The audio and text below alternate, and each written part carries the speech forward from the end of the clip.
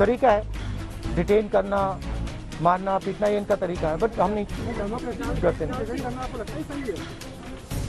ये आप किस देश की बात कर रहे हो? ये कौन सी देश की बात कर रहे हो? डेमोक्रेसी या मतलब कौन से देश की बात कर रहे हो? इंडिया की बात कर रहे हो? इंडिया में कोई डेमोक्रेसी नहीं। डेमोक्रेसी इंडिया में ये मतलब आपके इमेजिनेशन में हो सकती है, मगर रियलिटी में नहीं।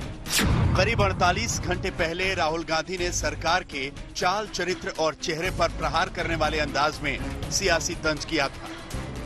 निशाना ये कि देश में आज अलग विचार रखने वाले दबाए जाते हैं। सरकार, उनकी पुलिस और पूरा तंत्र जाल बुनता है। लिहाजा भारत में लोकतंत्र अब सिर्फ कल्पना में है। अब बारी प्रधानमंत्री की थी। प्रधानमंत्री ने नाम लिए बिना राहुल गांधी को उसी अंदाज में जवाब दिया। जम्मू कश्मीर में डीडीसी चुनाव का उदाहरण पेश करते हुए सवाल पूछे, पुडुचेरी में कितने साल से पंचायत चुनाव नहीं हुए हैं? दिल्ली में कुछ लोग सुबह शाम आए दिन मोदी को कोसते रहते हैं, टोकते रहते हैं, अपशब्दों का प्रयोग कहते हैं और आए दिन मुझे लोकतंत्र सिखाने के लिए रोज नए नए पाठ बताते रहते हैं। मैं उन लोगों को जरा आज आईना दिखाना चाहता हूं। कुछ राजनीतिक दलों की कथनी और करनी में कितना बड़ा फर्क है, लोकतंत्र के प्रति वो कितना गंभीर है, इस बात से भी पता चलता है। इतने साल हो गए, पुडुचेरी में पंचायत वगैरह चुनाव नहीं होने दिए जा रहे। जम्मू कश्मीर में डीडीसी चुनाव में जमहूरियत का डंका बजा। चुनाव में असल जीत लोकतंत्र की हुई। अलगाववादियों को दरकिनार कर लोगों ने बेखौफ होकर लोकतंत्र की जड़ों को मजबूत किया। सारे मिथक टूट गए। प्रधानमंत्री ने इन नतीजों का हवाला देते हुए एक तीर से दो निशाने साधे। मैं जम्मू कश्मीर के लोगों को लोकतंत्र को मजबूत करने के लिए भी अनेक बधाइयां देता हूं। डिस्ट्रिक्ट डेवलपमेंट काउंसिल के चुनाव ने एक नया अध्याय लिखा है।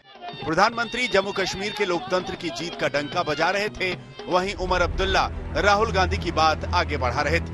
उमर ने आरोप लगाया कि डीडीसी चुनाव में गुपकार की जीत से बीजेपी में हड़कंप मचा है। अब सरकार के अफसर गुपकार में सियासी तोड़फोड़ की साजिश रच रहे हैं। उनके उम्मीदवारों को घरों से उठाया जा रहा है। धन, बाहुबल और सरकारी जोर जबरदस्ती का इस्तेमाल हो रहा है।